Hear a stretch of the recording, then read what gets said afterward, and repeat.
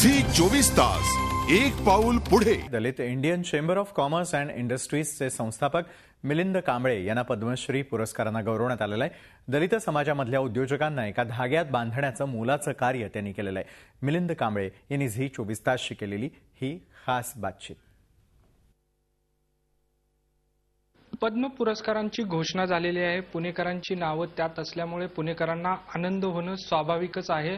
यातच एक वेगळं नाव आहे मिलिंद कांबळे यांचं। सर्वात पहिल्यांदा आपलं अभिनंदन।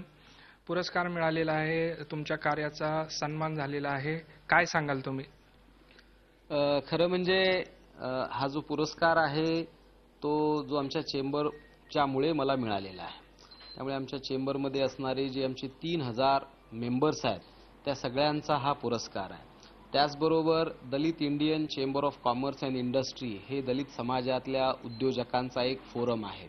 तर त्यामुळे हा दलित समाजासाठीचाही हा पुरस्कार आहे।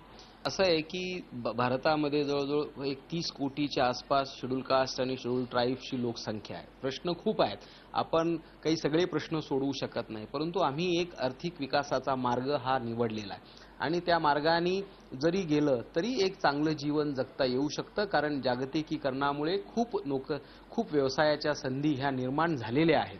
त्याच्यामध्ये दलित तरुणांनी आलं पाहिजे। देशभरामध्ये आमच्या चॅप्टर्स आहेत त्याच्या माध्यमातून आणि याचा एक खूप मोठा संदेश दलित तरुणामध्ये जाईल आणि एक वेगळं क्षेत्र आहे उद्योग क्षेत्र, त्या उद्योग क्षेत्रामध्ये तरुण मोठ्या प्रमाणात येतील असं मला वाटतं। एकंदरीतच पद्म पुरस्कार जरी मिळाला असला तरी हुरळून न जाता यापुढेही जे तरुण आहेत दलित समाजातील त्यांच्यासाठी काम करतच राहणार आहे असा निर्धार मिलिंद कांबळे यांनी या निमित्तानं व्यक्त केलाय।